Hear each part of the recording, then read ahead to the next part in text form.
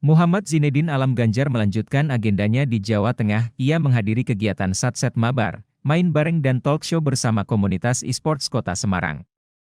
Alam Ganjar hadir sebagai perwakilan dari Pikmi Esports.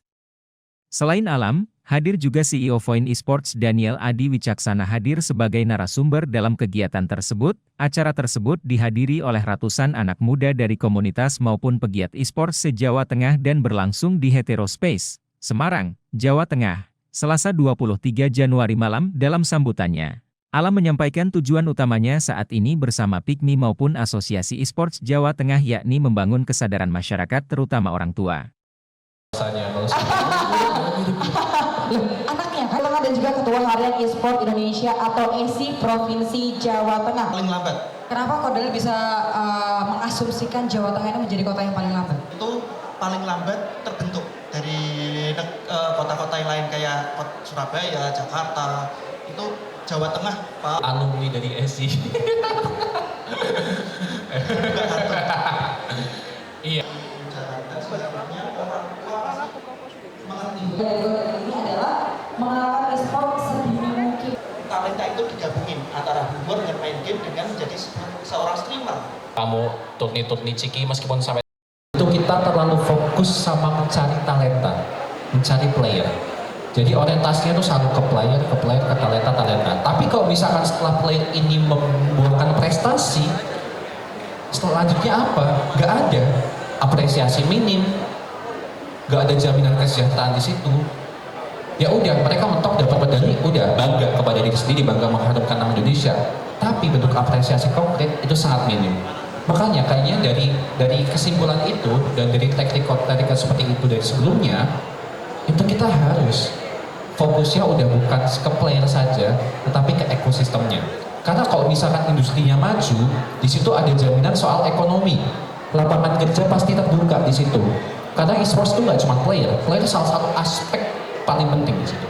Tapi kita bicara soal production, house production ya, ada kreatif, ada desainer, dan lain sebagainya. Jadi saat ekosistemnya sudah terjamin, semakin banyak orang yang akan mau terjun ke esports dan akan tumbuh dengan sendirinya. Ya. Contoh, teman-teman yang dari Maluku, dari NTT, dari Aceh, dari Papua, mereka bisa aja memiliki talenta esports tapi belum memadai terkait fasilitas infrastrukturnya dari internet. Oleh karena itu akses internet yang merata dan cepat di seluruh Indonesia menjadi penting. Itu pertama. Jadi kalau perlu ada zero blank spot. Jadi sama sekali gak ada tempat di Indonesia yang tidak tercover oleh internet cepat. Kita harus cerdas dan ahli dalam dunia digital. Kalau cerdas dan ahli, oke, cerah gitu, cerah digital. Nah, oleh karena itu, sistem pendidikan itu juga harus berorientasi bagaimana kita bisa terjun ke dalam pengembangan skill digital. Nggak cuma di esports aja, tapi dalam konteks yang lain juga, karena dunia digital ini sangatlah luas. Tinggal bagaimana kita bisa membangun ilmu-ilmu teknis maupun non-teknis yang bisa mengembangkan kita dalam dunia digital. Karena saat kita bicara lapangan kerja, itu cukup aneh. Banyak teman-teman yang mencari lapangan kerja, tetapi banyak juga teman-teman industri yang mencari pekerja. Ini menjadi salah satu tempat tersentralisir, terintegrasi untuk anak-anak muda bisa berkarya secara khusus di dunia digital. Bayangkan kalau Heterospace ini dari segi spektrum diperluas konsepnya dan juga dari segi kuantitas itu diperbanyak di setiap provinsi atau bahkan setiap kabupaten kota. Ya Mas Khalid ya? Setiap kabupaten kota lah, itu PR-nya Mas Khalid buat jalannya kayak gimana.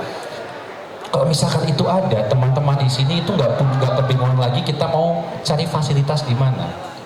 Jadi mereka punya akses secara langsung, pertama untuk edukasi, untuk ekspresi dan rekreasi. Tiga nilai ini menjadi salah satu komponen penting untuk bagaimana kita bisa meningkatkan komponen-komponen utama untuk skill digital kita.